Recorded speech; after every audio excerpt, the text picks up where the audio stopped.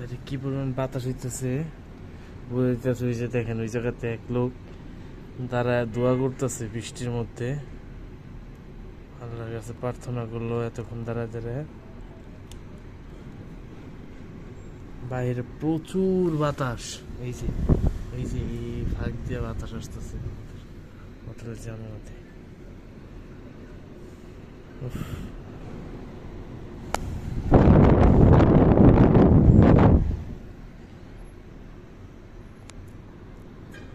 মাদিনাতুল মানোয়ারা কবুতর কিন্তু সব সেফ জোনে চলে গেছে।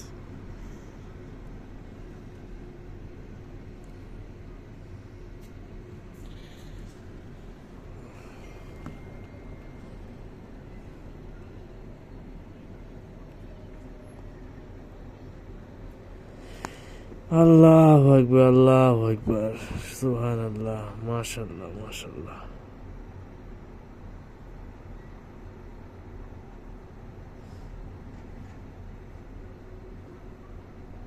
এই মদিনায় নামাজ পড়ে আল্লাহর নবী আল্লাহর কাছে প্রার্থনা করতো যে যেন মদিনায় একটু বৃষ্টি হয়। মদিনায় বৃষ্টি হইলে কিন্তু মদিনার যারা থাকে তাদের কিন্তু মনটা অন্যরকম একটা অনুভূতি কাজ করে।